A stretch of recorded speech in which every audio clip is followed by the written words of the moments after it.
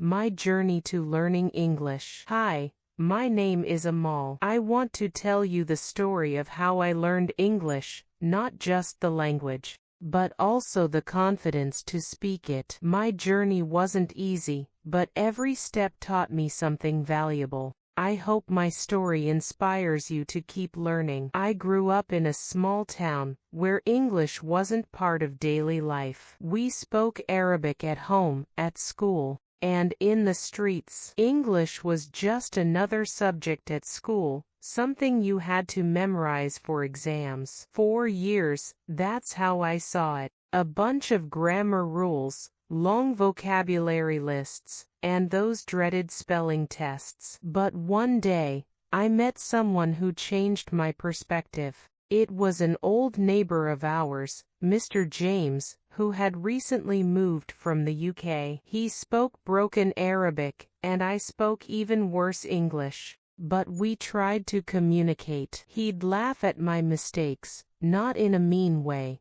but in a way that made me feel like it was okay to get things wrong. That's when I realized, language is about connection. It's not about being perfect. It's about trying, failing, and trying again. That day, I decided I wanted to learn English, not just to pass exams, but to communicate, to connect, and to grow. Starting small. My first step was music. I've always loved songs, so I started listening to English ones. I remember the first song I tried to learn was "Imagine" by John Lennon. I played it on repeat, writing down the lyrics, pausing after every line, and looking up words I didn't know. Slowly, I began to sing along. Even if I didn't pronounce every word perfectly. Music made learning fun. It didn't feel like studying, it felt like discovering. Then,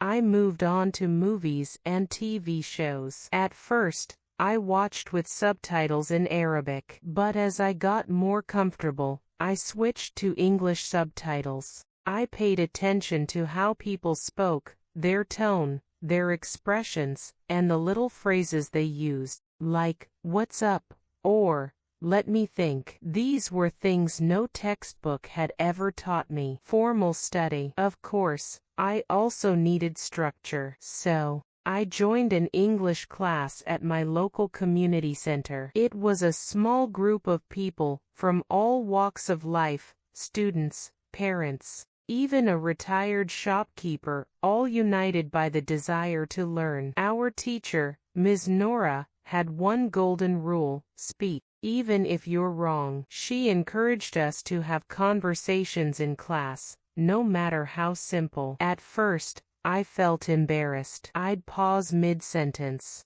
searching for words, feeling everyone's eyes on me. But Ms. Nora was patient, and so were my classmates. Slowly, I gained the courage to speak. One day, Ms. Nora asked me to tell a story about my weekend. I stumbled through it, mixing tenses, forgetting words, and even inventing a few. But when I finished, the class clapped. That moment was a breakthrough. I realized mistakes weren't failures, they were steps forward. The power of reading. Reading became my secret weapon. I started with children's books because they were simple and full of pictures. Books like The Very Hungry Caterpillar and Charlotte's Web were my first teachers. As I improved, I moved on to novels, newspapers, and even online articles. One day, I challenged myself to read an entire book in English without a dictionary. It was The Alchemist by Paulo Coelho.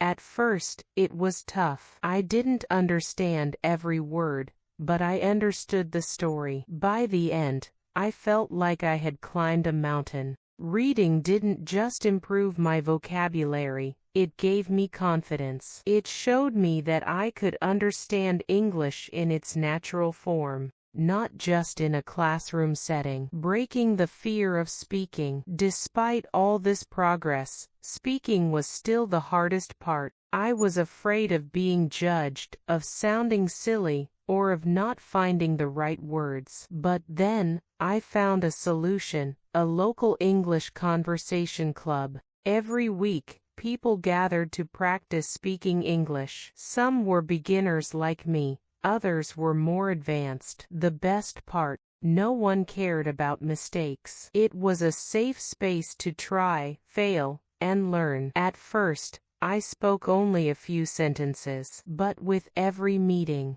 I spoke more. I talked about my hobbies, my family, even my dreams. The club became my favorite part of the week. It was where I found my voice. Everyday practice. I also made English part of my daily life. I changed my phone settings to English, wrote my shopping lists in English, and even talked to myself in English while cooking or cleaning. These small habits added up. Online platforms helped too. I joined forums and social media groups, where I could chat with English speakers from around the world. I even started journaling in English, writing down my thoughts and feelings every day. Where I am today. Now, I can say that English has truly changed my life. It's given me access to books, ideas, and friendships I'd never have had otherwise. It's opened up career opportunities and allowed me to travel with confidence. Most importantly, learning English taught me resilience. It taught me that no challenge is too big if you take it one step at a time. My advice to you: if you're learning English or any language, here's my advice: start small. Listen to songs, watch movies, or read children's books. Enjoy the process.